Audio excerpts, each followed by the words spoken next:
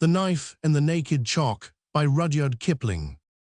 The children went to the seaside for a month and lived in a flint village on the bare, windy chalk downs quite 30 miles away from home. They made friends with an old shepherd called Mr. Dudeney, who had known their father when their father was little.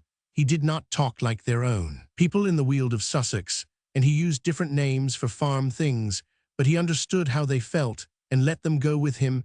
He had a tiny cottage about half a mile from the village, where his wife made mead from thyme honey and nursed sick lambs in front of a coal fire while old Jim, who was Mr. Dudeney's sheepdog's father, lay at the door. They brought up beef bones for old Jim. You must never give a sheepdog mutton bones. And if Mr. Dudeney happened to be far in the downs, Mrs. Dudeney would tell the dog to take them to him, and he Roman 999, one August afternoon. When the village water cart had made the streets smell specially townified, they went to look for their shepherd as usual, and as usual old Jim crawled over the doorstep and took them in charge. The sun was hot, the dry grass was very slippery, and the distances were very distant. PG 120. It's just like the sea, said Una, when old Jim halted in the shade of a lonely flint barn on a bare rise. You see where you're going and you go there, and there's nothing between. Dan slipped off his shoes when we get home. I shall sit in the woods all day, he said. Wuff, said old Jim, to show he was ready, and struck across a long rolling stretch of turf. Presently he asked for his beef bone. Not yet, said Dan. Where's Mr. Dudeney? Where's master? Old Jim looked as if he thought they were mad, and asked again. Don't you give it him?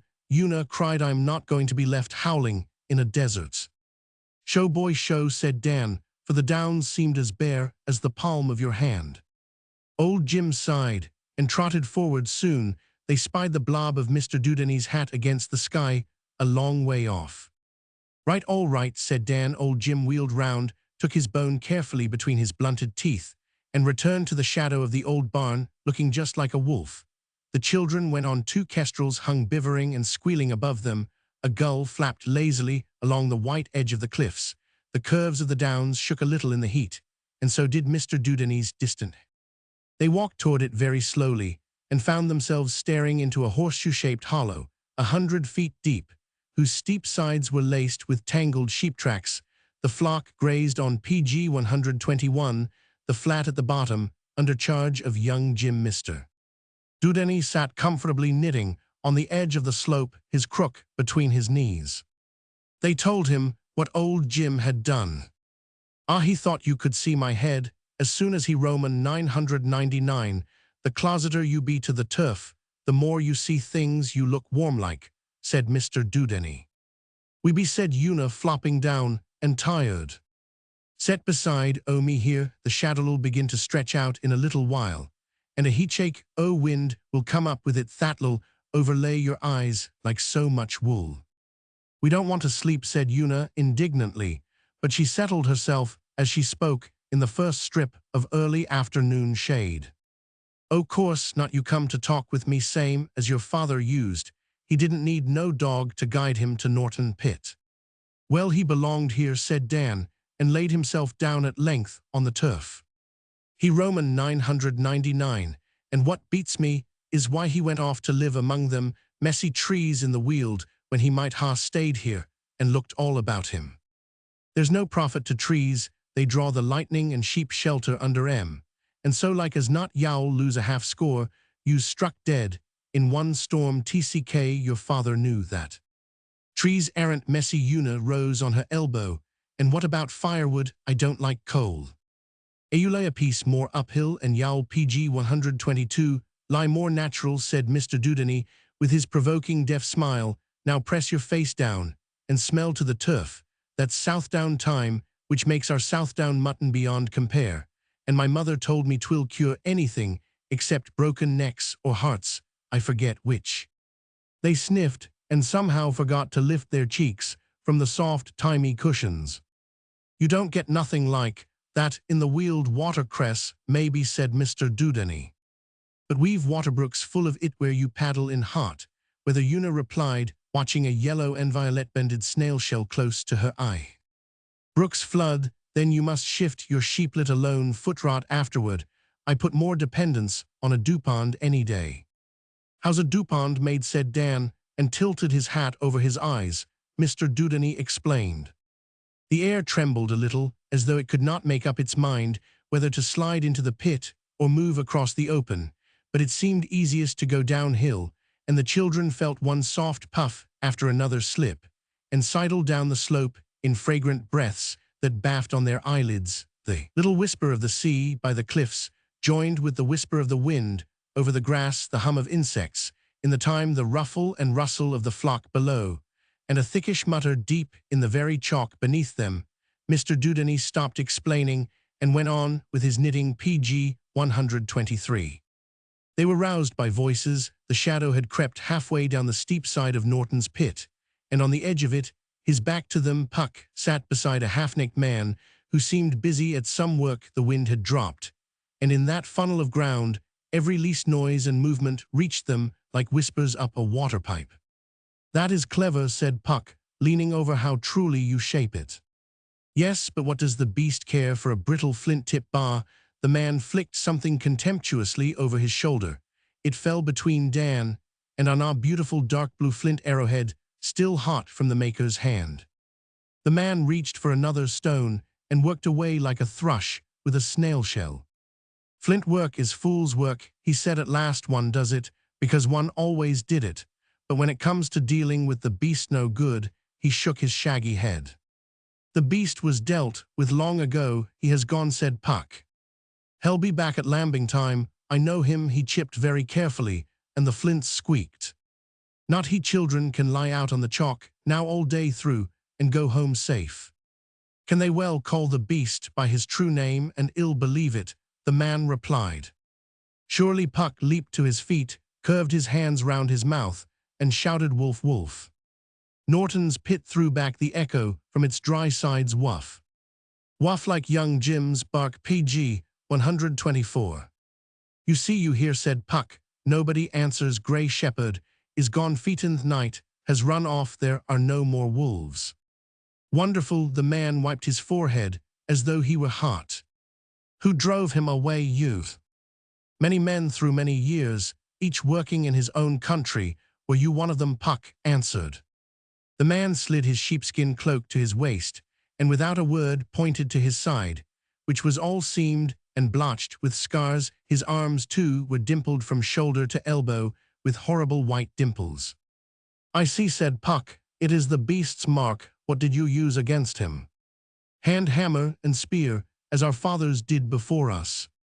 So then how? Puck twitched aside the man's dark brown cloak. How did a flintworker come by that? Show, man, show. He held out his little hand. The man slipped a long dark iron knife, almost a short sword, from his belt, and after breathing on, it handed it hilt first to Puck, who took it with his head on one side, as you should when you look at the works of a watch, squinted down the dark blade, and very delicately rubbed his forefinger from the point to the hilt. Good, said he, in a surprised tone. It should be the children of the night made it, the man answered. So I see by the iron. What might it have cost you? PG 125. This. The man raised his hand to his cheek. Puck whistled like a wheeled starling. By the great rings of the chalk, he cried, was that your price? Turn sunward, that I may see better, and shut your eye. He slipped his hand beneath the man's chin and swung him till he faced the children up the slope. They saw that his right eye was gone, and the eyelid lay shrunk. Quickly Puck turned him round again, and the two sat down. It was for the sheep. The sheep are the people, said the man in an ashamed voice. What else could I have done, you know, old one? Puck sighed a little, fluttering. Sigh, take the knife, I listen. The man bowed his head, drove the knife into the turf, and while it still quivered, said, This is witness between us, that I speak the thing that has been before my knife, and the naked chalk I speak touch. Puck laid a hand on the hilt. It stopped shaking. The children wriggled a little nearer. I am of the people of the worked flint. I am the one son of the priestess, who sells the winds to the men of the sea. I am the buyer of the knifeth keeper of the people. The man began in a sort of singing shout. These are my names in this country of the naked chalk, between the trees and the sea. Yours was a great country, your names are great too, said Puck. One cannot feed some things on names and songs. The man hit himself on the chest. It is PG 126 better railways better tow, count ones, children safe, round the fire their mother among them. I said Puck, I think this will be a very old tale. I warm myself and eat at any fire that I choose, but there is no one to light me a fire or cook my meat. I sold all that. When I bought the magic knife for my people, it was not right that the beast should master man. What else could I have done? I hear, I know, I listen, said Puck. PG 127. When I was old enough to take my place in the sheepguard, the beast gnawed all our country like a bone between his teeth. He came in behind the flocks at watering time and watched them round the dupans. He leaped into the folds between our knees at the shearing. He walked out alongside the grazing flocks and chose his meat on the hoof. While our boys threw flints at him, he crept by night into the huts and licked the babe from between the mother's hands. He called his companions and pulled down men in broad daylight on the naked chalk. Not always did he do so. This was his cunning. He would go away for a while to let us forget him a years. Perhaps we neither smelt nor heard nor saw him when our flocks had increased, when our men did not always look behind them, when children strayed from the fenced places, when our women walked alone to draw water back. Came the curse of the chalk-grey shepherd, feetened night, the beast. He laughed at our little brittle arrows and our poor blunt spears. He learned to run in under the stroke of the hammer. I think he knew when there was a flaw in the flint. Often it does not show till you bring it down on his snout. Then poof, the false flint falls all to flinders, and you are left with the hammer handle in your fist and his teeth in your flank. I have felt them at evening too, in the dew, or when it has misted and rained, your spearhead lashings slack off. Though you have kept them beneath your cloak all day, you are alone, but so close to the home ponds that you stop to tighten the sinews with hands' teeth, and a piece of driftwood you bend over and pull, so that is the minute for which he has followed you since the stars went out. He says, Norton's pit gave back the growl like a pack of real wolves. Then he is on your right shoulder, feeling for the vein in your neck, and perhaps your sheep run on without you to fight. The beast is nothing, but to be despised by the beast when he fights you, that is like his teeth in the heart. Old one, why is it that men desire so greatly and can do so little? I do not know. Did you desire so much? Said Puck. I desired to master the beast. It is not right that the beast should master man, but my people were afraid. Even my mother, the priestess, was afraid. When I told her what I desired, we were accustomed to be afraid of the beast. When I was made a man, and a maidench was a priestess, PG 128, waited for me at the dupans. The beast flitted from off the chalk. Perhaps it was a sickness. Perhaps he had gone to his gods to learn how to do us new harm. But he went, and we breathed more freely. The women sang again. The children were not so much guarded. Our flocks grazed far out. I took mine yonder, pointed inland to the hazy line of the Wealdware. The new grass was best. They grazed north. I followed, till we were close to the tree. Lowered his voice close there, where the children of the night live. He pointed north again. Now I remember a thing, said Puck. Tell me, why did your people fear the trees so extremely? Because the gods hate the trees and strike them with lightning. We can see them burning for days all along the chalk's edge. Besides, all the chalk knows that the children of the night, though they worship our gods, are magicians. When a man goes into their country, they change his spirit. They put words into his mouth. They make him like talking water. But a voice in my heart told me to go toward the north. While I watched my sheep there, I saw 3 beasts chasing a man who ran toward the trees. By this, I knew he was a child of the night. We flintworkers fear the trees more than we fear the beast. He had no hammer. He carried a knife like this one. A beast leaped at him. He stretched out his knife. The beast fell dead. The other beasts ran away, howling, which they would never have done from a flintworker. The man went in, PG 129, among the trees. I looked for the dead beast. He had been killed in a new waby, a single deep clean cut, without bruise or tear, which had split his bad heart. Wonderful. So I saw that the man's knife was magic, and I thought how to get it, thought strongly how to get it. When I brought the flocks to the shearing, my mother, the priestess, asked me, what is the new thing which you have seen and I see in your face? I said, it is a sorrow to me. And she answered, all new things are sorrow. Sit in my place and eat sorrow. I sat down in her place by the fire where she talks to the ghosts in winter, and 2 voices spoke in my heart. One voice said, ask the children of the night for the magic knife. It is not fit that the beast should master man, I listened to that voice. One voice said, if you go among the trees, the children of the night will change your spirit, eat, and sleep here. The other voice said, ask for the knife. I listened to that voice. I said to my mother in the morning, I go away to find a thing for the people, but I do not know whether I shall return in my own shape. She answered, whether you live or die, or are made different, I am your mother.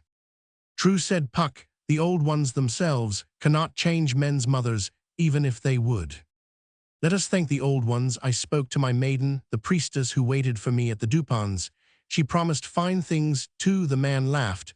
I went away to that place, where I had seen the magician with the knife. I lay out PG 132 days on the short grass. Before I ventured among the trees, I felt my way before me. With a stick I was afraid of the terrible talking trees. I was afraid of the ghosts in the branches, of the soft ground underfoot, of the red and black waters. I was afraid above all of the change it came. They saw him wipe his forehead once again, and his strong back muscles quivered till he laid his hand on the knife hilt. A fire without a flame burned in my head. An evil taste grew in my mouth. My eyelids shut hot over my eyes. My breath was hot between my teeth, and my hands were like the hands of a stranger. I was made to sing songs and to mock the trees, though I was afraid of them. At the same time, I saw myself laughing, and I was very sad, for this fine young man, who was myself, are the children of the night. No magic. I think that is done by the spirits of the mist. They change a man if he sleeps among them, said Puck. Had you slept in any mists? Yes, but I know it was the children of the night. After 3 days, I saw a red light behind the trees, and I heard a heavy noise.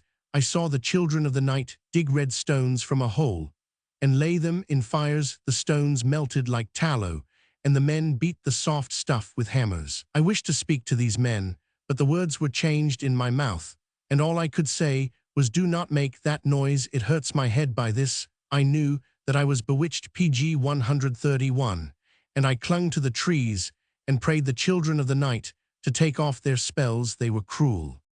They asked me many questions, which they would never allow me to answer. They changed my words between my teeth, till I wept. Then they led me into a hut, and covered the floor with hot stones, and dashed water on the stones, and sang charms, till the sweat poured off me like water. I slept when I waked. My own spirit, not the strange shouting thing, was back in my body, and I was like a cool, bright stone on the shingle between the sea and the sunshine.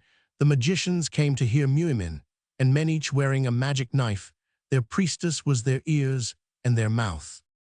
I spoke many words that went smoothly along like sheep in order, when their shepherd standing on a mound can count those coming, and those far off, getting ready to come. I asked for magic knives for my people. I said that my people would bring meat and milk and wool and lay them in the short grass outside the trees. If the children of the night would leave magic knives for our people to take away, they were pleased. Their priestess said, for whose sake have you come? I answered, the sheep are the people. If the beast kills our sheep, our people die. So I come for a magic knife to kill the beast. She said, we do not know if our God will let us trade with the people of the naked chalk. Wait till we have asked. When they came back from the question place, PG 132, their gods are our gods. Their priestess said, the God needs a proof that your words are true. I said, what is the proof? She said, the God says that if you have come for the sake of your people, you will give him your right eye to be put out. But if you have come for any other reason, you will not give it. This proof is between you and the God. We ourselves are sorry. I said, this is a hard proof. Is there no other road? She said, yes, you can go back to your people with your 2 eyes in your head if you choose, but then you will not get any magic knives for your people. I said it would be easier if I knew that I were to be killed. She said, perhaps the God knew this too. See, I have made my knife hot. I said, be quick then. With her knife heated in the flame, she put out my right eye. She herself did it. I am the son of a priestess. She was a priestess. It was not work for any common man. True, most true, said Puck. No common man's work that.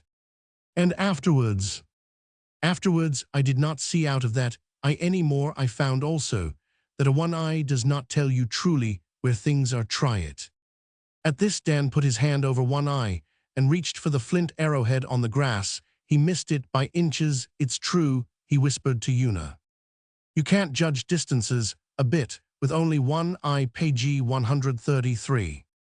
Puck was evidently making the same experiment, for the man laughed at him. I know it is so, said he. Even now I am not always sure of my blow. I stayed with the children of the night, till my eye healed. They said I was the son of Tyr, the god who put his right hand in a beast's mouth. They showed me how they melted their red stone, and made the magic knives of it. They told me the charms they sang over the fires. And at the beatings, I can sing many charms. Then he began to laugh like a boy. I was thinking of my journey home, he said, and of the surprised beast. He had come back to the chalk. I saw him, I smelt his lairs. As soon as ever I left the trees, he did not know I had the magic knife. I hid it under my cloak, the knife that the priestess gave me. Ho, ho, that happy day was too short. See, a beast would wind me. Wow, he would say, here is my flintworker. He would come leaping tail in air. He would roll, he would lay his head between his paws, out of merriness of heart, at his warm waiting meal. He would leap, and oh, his eye in midleap. When he saw the knife held ready for him, it pierced his hide, as a rush pierces curdled milk. Often he had no time to howl. I did not trouble to flay any beasts I killed. Sometimes I missed my blow. Then I took my little flint hammer, and beat out his brains. As he cowered, he made no fight. He knew the knife. But the beast is very cunning. Before evening, all the beasts had pg 134 smelt the blood on my knife, and were running from me like hares. They knew then I walked as a man, should the master of the beast. So came I back to my mother's house. There was a lamb to be killed. I cut it in 2 halves with my knife, and I told her all my tale. She said, this is the work of a god. I kissed her, and laughed. I went to my maiden, who waited for me at the Dupins. There was a lamb to be killed. I cut it in 2 halves with my knife, and told her all my tale. She said, it is the work of a god. I laughed, but she pushed me away, and being on my blind side, ran off before I could kiss her. I went to the men of the sheepguard at watering time. There was a sheep to be killed for their meat. I cut it in 2 halves with my knife, and told them all my tale. They said, it is the work of a god. I said, we talk too much about gods. Let us eat, and be happy, and tomorrow I will take you to the children of the night, and each man will find a magic knife. I was glad to smell our sheep again, to see the broad sky from edge to edge, and to hear the sea. I slept beneath the stars in my cloak. The men talked among themselves. I led them the next day to the trees, taking with me meat, wool, and curdled milk. As I had promised, we found the magic knives laid out on the grass. As the children of the night had promised, they watched us from among the trees. Their priestess called to me, and said, how is it with your people? I said, their pg 135 hearts are changed. I cannot see their hearts, as I used to. She said, that is because you have only one eye. Come to me, and I will be both your eyes. But I said, I must show my people how to use their knives against the beast, as you showed me how to use my knife. I said this, because the magic knife does not balance like the flint. She said, what you have done for the sake of a woman, and not for the sake of your people. I asked of her then, why did the god accept my right eye, and why are you so angry? She answered, because any man can lie to a god, but no man can lie to a woman. And I am not angry with you, I am only very sorrowful for you. Wait a little, and you will see out of your one eye why I am sorry. So she hid herself. I went back with my people, each one carrying his knife, and making it sing in the air. Ts cease, the flint never sings, it mutters. Umpump, the beast heard, the beast saw, he knew. Everywhere he ran away from us. We all laughed as we walked over the grass. My mother's brother, the chief, on the man's side, took off his chief's necklace of yellow sea stones. How I remember, Amber, said Puck, and would have put them on my neck. I said, no, I am content. What does my one eye matter, if my other eye sees fat sheep and fat children running about safely? My mother's brother said to them, I told you he would never pg 136 take such things. Then they began to sing a song in the old tongue, the song of Tyr. I sang with them. But my mother's brother said, this is your song, O buyer of the knife, let us sing it, Tyr. Even then I did not understand, till I saw that no man stepped on my shadow, and I knew that they thought me to be a god, like the god Tyr, who gave his right hand to conquer a great beast. By the fire in the belly of the flint was that so Puck rapped out. By my knife and the naked chalk, so it was they made way for my shadow, as though it had been a priestess walking to the barrows of the dead. I was afraid. I said to myself, my mother and my maiden will know I am not Tyr, but still, I was afraid with the fear of a man who falls into a steep flint pit, while he runs and feels that it will be hard to climb out. When we came to the Dupans, all our people were there. The men showed their knives and told their tale. The sheep guards also had seen the beast flying from us. The beast went west across the river. In Paxhaling he knew the knife had come to the naked chalk at last. At last, he knew, so my work was done. I looked for my maiden among the priestesses. She looked at me, but she did not smile. She made the sign to me that our priestesses must make when they sacrifice to the old dead in the barrows. I would have spoken, but my mother's brother made himself my mouth, as though I had PG 137 been one of the old dead in the barrows, for whom our priests speak to the people on midsummer mornings. I remember well, I remember those midsummer mornings, said Puck. Then I went away angrily to my mother's house. She would have knelt before me, then I was more angry. But she said only a god would have spoken to me thus, a priestess. A man would have feared the punishment of the gods. I looked at her, and I laughed. I could not stop my unhappy laughing. They called me from the door by the name of Tyr himself, a young man with whom I had watched my first flocks, and chipped my first arrow, and fought my first beast, called me by that name in the old tongue. He asked my leave to take my maiden. His eyes were lowered, his hands were on his forehead. He was full of the fear of a god. But of me, a man, he had no fear. When he asked, I did not kill him. I said, call the maiden. She came also without. Furthai's very one that had waited for me, that had talked with me by our Dupans, being a priestess. She lifted her eyes to me. As I look on a hill or a cloud, so she looked at me. She spoke in the old tongue which priestesses use when they make prayers to the old dead in the barrows. She asked leave that she might light the fire in my companion's house, and that I should bless their children. I did not kill her. I heard my own voice, little and cold, say, let it be as you desire. And they went away hand in hand. My heart grew little. And PG 138, cold, a wind shouted in my ears. My eye darkened. I said to my mother, can a god die? I heard her say, what is it, my son? And I fell into darkness full of hammer noises. I was not. Oh, poor god, said Puck, and your wise mother. She knew as soon as I dropped. She knew when my spirit came back. I heard her whisper on my ear, whether you live or die, or are made different, I am your mother. That was good, bitter even than the water she gave me, and the going away of the sickness, though I was ashamed to have fallen down, yet I was very glad. She was glad too. Neither of us wished to lose the other. There is only the one mother for the one son. I heaped the fire for her, and barred the doors, and sat at her feet, as before I went away, and she combed my hair and sang. I said at last, what is to be done to the people who say that I am Tyr? She said, he who has done a godlike thing must bear himself like a god. I see no way out of it. The people are now your sheep. Till you die you cannot drive them off.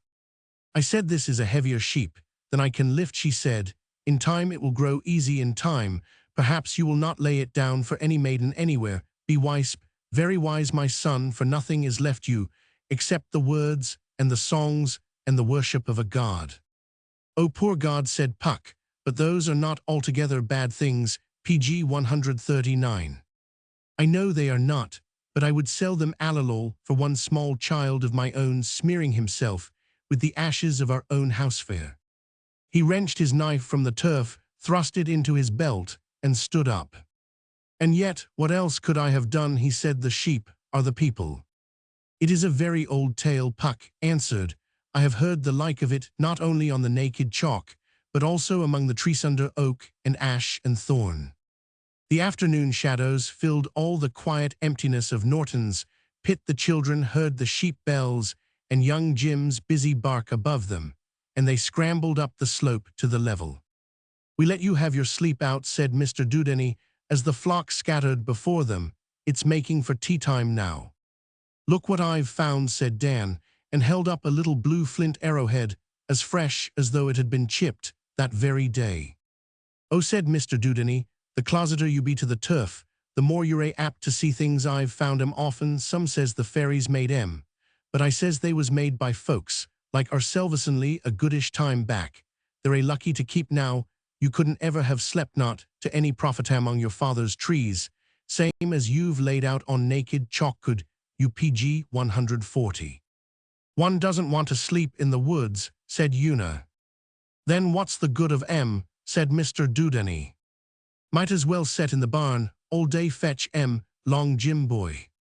The downs that looked so bare and hot when they came were full of delicious little shadow dimples, the smell of the thyme, and the salt mixed together on the southwest drift. From the still sea their eyes dazzled with the low sun, and the long grass under it looked golden. The sheep knew where their fold was, so young Jim came back to his master, and they all four strolled home, the scabious heads swishing about their ankles, and their shadows streaking behind them like the shadows of giants.